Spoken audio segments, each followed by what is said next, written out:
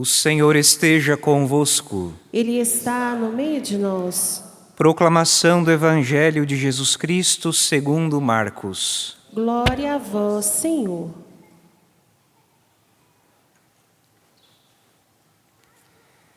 Naquele tempo, os mestres da lei que tinham vindo de Jerusalém diziam que ele estava possuído por Beelzebu e que pelo príncipe dos demônios ele expulsava os demônios.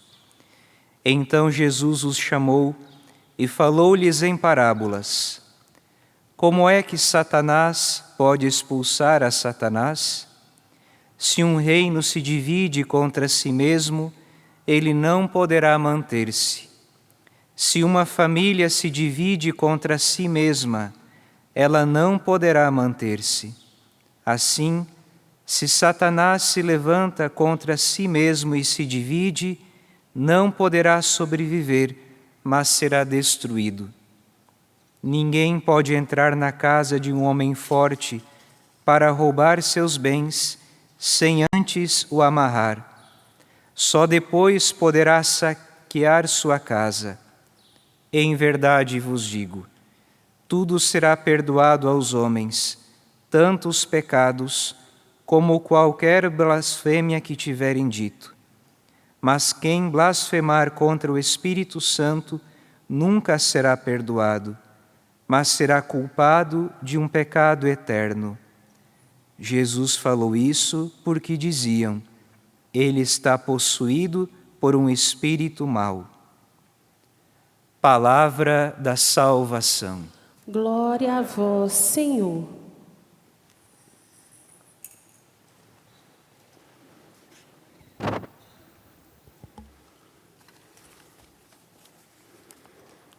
Meus irmãos e minhas irmãs, a atitude que os mestres da lei, esses homens versados nas Escrituras, essa atitude que eles têm em relação a Jesus, muitas vezes nós também a reproduzimos, porque muitas vezes nós também demonizamos os outros. Os mestres da lei que se aproximam de Jesus são os chamados gramateus, aqui na tradução do Evangelho, daí vem a palavra gramática, né? Gramateus, justamente aqueles homens versados nas Escrituras, eram os sabidos do tempo de Jesus. Os especialistas em casuísticas, os especialistas em detalhar a lei de Deus e dizer da aplicação da lei de Deus nos casos mais particulares. Eram as pessoas religiosas que gostavam das coisas nos mínimos detalhes. Eram homens que se sentiam na capacidade de interpretar a lei do Senhor. São esses homens que se aproximam de Jesus e são esses que demonizam Jesus, porque disseram que Jesus estava possuído por Beelzebu, pelo príncipe dos demônios. Vejam vocês, como eu disse, essa atitude muitas vezes, ela também se esconde dentro de nós. Porque muitas vezes nós também cometemos a mesma atitude. Ou demonizamos as pessoas, ou demonizamos os fatos, as situações. Demonizamos as pessoas dizendo, essa pessoa está a serviço do diabo, está a serviço do demônio. Ou quando dizemos que ela é o próprio demônio. Ou nós demonizamos os fatos ocorridos na nossa vida. Ah, isso não foi eu, foi o demônio. Foi o demônio que me levou a fazer isso. São duas vertentes, são duas atitudes que revelam situações em nós. Quando nós demonizamos alguém, a psicologia explica isso, né, Rafa? Muitas vezes o mecanismo de defesa é o da projeção. São situações que a gente não aceita em nós e nós projetamos nas pessoas. São realidades que nós não conseguimos integrar dentro de nós e aí eu projeto para o outro. O problema está no outro, não está em mim. O problema está no outro. E aí a atitude do outro, que acaba revelando coisas minhas, incongruências, inconsistências, feridas, realidades interiores que eu não soube integrar, que eu não soube trabalhar. O que eu faço? Eu rejeito e projeto no outro, projeto nas pessoas. O outro lado, quando eu projeto isso nos fatos ocorridos, quando eu demonizo os fatos ocorridos na minha vida, pode estar por detrás também uma desresponsabilização pelos meus atos. O problema está fora, não está em mim. O problema é aquela situação, o problema é aquilo que me ocorreu. Então, eu vivo também uma desresponsabilização pelos meus atos, pelas minhas escolhas, por aquilo que eu decido viver. Então percebam que a atitude daqueles mestres da lei foi de demonizar Jesus, demonizar o ministério de Jesus. Aquilo que acontecia em torno da pessoa de Jesus, eles demonizaram. E hoje nosso Senhor quer nos curar e nos libertar também desse mal de demonizar as pessoas e as situações. É claro que nós sabemos da atuação do mal no mundo. Nós sabemos da atuação do mal na vida de uma pessoa que dá brechas, que dá abertura para que o demônio seja protagonista das suas ações. E a igreja, ela tem uma análise muito criteriosa quando afirma que alguém está possuído ou possuída pelo demônio. A igreja tem muitos critérios para se chegar a essa conclusão. Mas certamente a pessoa foi dando brechas, concessões. A pessoa foi aceitando as sugestões do mal, as tentações do mal, não é? As incisões do mal na vida da pessoa, para que se chegasse a um patamar de possessão. Tanto é que o próprio Evangelho, Jesus diz: o ladrão não entra na casa para roubar os bens sem antes amarrar, e depois ele vai saquear a casa. Ou seja, o demônio tem uma forma de agir. Mas mesmo que uma pessoa estivesse possuída pelo demônio, ela nunca seria considerada um demônio. O pior ser humano da face da terra nunca será um demônio, porque permanece ainda nele, não é? A ação de Deus, permanece nele a imagem e semelhança de Deus, permanece nele a sua dignidade. Vá perguntar para uma mãe que tem um filho num presídio se ela está indo lá visitar um demônio ou se ela está indo lá visitar o filho dela. Pergunte para uma mãe se ela vai ter coragem de dizer que ali está um demônio. Ela vai dizer: eu vou visitar o meu filho, porque ele permanece com a sua dignidade. Mesmo que ele tenha que cumprir perante a sociedade a sua pena, e ela de fato seja congruente ao ato que ele fez, e ele precise passar por esse tempo de restauração, mas ele nunca vai perder a sua dignidade de filho de Deus.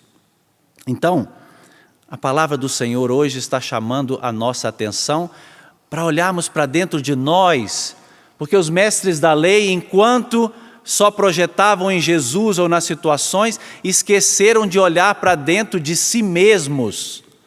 Deixaram de enxergar também os comportamentos demoníacos que estavam dentro deles, comportamentos que destoavam daquilo que estava na Sagrada Escritura, que eles mesmos receberam por revelação.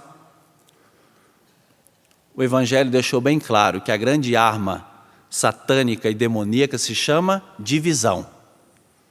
Se até o demônio sabe que para ele fazer o mal, ele tem que se juntar, não é? Aquele homem não estava possuído por uma legião, eram muitos. Se até o demônio, para fazer o mal, para objetivar uma ação, ele precisa se unir, meus irmãos e minhas irmãs, que dirá nós, eu e você, se não temos que combater o mal da divisão, dentro de nós, em primeiro lugar, nas nossas comunidades, nas nossas famílias, nos nossos ambientes coletivos, comunitários. para que a graça de Deus se estabeleça, combater a divisão, o mal da divisão, de caluniar o outro, de falar mal do outro, porque quando eu demonizo o outro, eu acabo com a boa fama dele. Demonizar uma pessoa é tirar a boa fama dela. Quando eu fofoco, quando eu calunio, quando eu prejudico com os meus julgamentos, quando eu espalho uma notícia sobre alguém, eu estou causando a divisão. E a primeira leitura nos lembrou bem isso. O rei Davi fez com os seus uma aliança. Todos aqueles que serviam junto com Davi chegaram para junto dele e disseram: aqui estamos, somos teus ossos e tua carne. Olha que expressão forte e bonita. Ou seja, nós somos irmãos uns dos outros. Aquele que está padecendo, aquele que está errando, apesar de estar errando, é o seu irmão, é a sua irmã na fé. E você não tem direito de demonizá-lo. Você tem sim obrigação de ajudá-lo a sair daquela situação e a viver na graça de Deus. Então peçamos hoje ao Senhor, por esta santa liturgia, que a palavra dele exorcize o nosso coração. Quem é que precisa de mudança? Eu. Quem é que precisa se converter? Eu.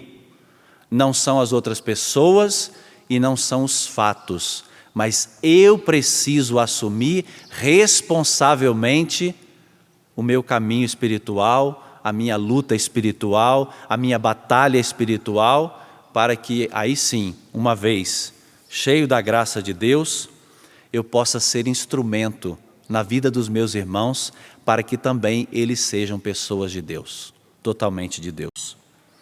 Abaixe a sua cabeça, peça esta graça ao Senhor nesta liturgia, peça a libertação do seu coração, desta mania, desse vício de demonizar as pessoas e demonizar as situações, vivendo imaturamente a sua fé.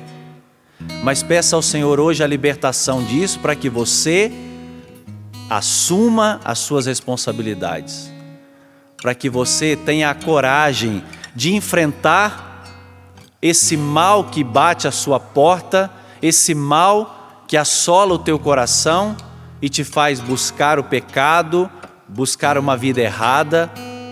Peça ao Senhor hoje a graça de se libertar disso, de toda a opressão do mal, se libertar de todo esse espírito maligno de divisão, de discórdia, da calúnia, da difamação. Vamos nos livrar dessas armas diabólicas para vivermos em comunidade como irmãos, nos edificando uns aos outros. Não suje os seus lábios, a sua boca, para falar mal de alguém. Não se contamine, não abra esta brecha para o demônio, falando mal dos teus irmãos, criticando, caluniando. Mas peça ao Senhor que purifique os teus lábios, purifique o teu coração, a tua intenção, para que dos teus lábios saiam palavras edificantes, palavras que constroem os irmãos, que edificam, que fazem crescer, que promovam a unidade, a comunhão e não a discórdia. Nós somos servidores do Senhor e não do diabo.